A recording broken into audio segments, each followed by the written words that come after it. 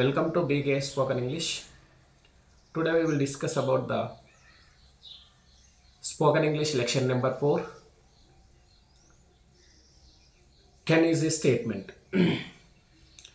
When should we use the can?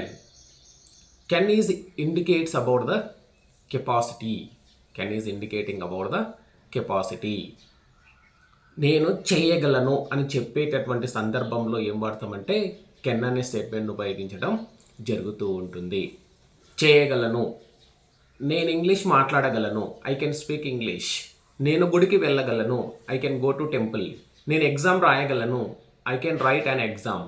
నేను homework చేయగలను, I can do homework అని చెప్పేటటువంటి సందర్భంలో చేయగలను, చూడగలను, మాట్లాడగలను అని చెప్పే సందర్భంలో ఏం పడతామంటే కెన్ అనే స్టేట్మెంట్ను ఉపయోగించడం జరుగుతూ ఉంటుంది. ఈ ప్రిన్సిపల్ కెన్ యొక్క ప్రిన్సిపల్ ఎలా ఉంటుందంటే subject plus can plus V1 plus object. Subjects ఎన్ని ఉన్నాయి మనకి ఇంగ్లీష్ లాంగ్వేజ్లో అంటే 7 సబ్జెక్ట్స్ ఉంటాయి. I, we, you, they, he, she, it. I, we, you, they, he, she, ఇట్లను సబ్జెక్ట్స్ అంటారు. I, we, you, they, he, she, ఇట్లను టోటల్గా కలిపి ఏం వాడాలి? కెన్ వాడాలి. I, we, you, they, he, she టోటల్కి ఏం వాడాలి? కెన్ అనే స్టేట్మెంట్ ఉపయోగించడం జరుగుతూ ఉంటుంది. ఫర్ ఎగ్జాంపుల్, నేను ఇంగ్లీష్ మాట్లాడగలను, ఐ కెన్ స్పీక్ ఇంగ్లీష్.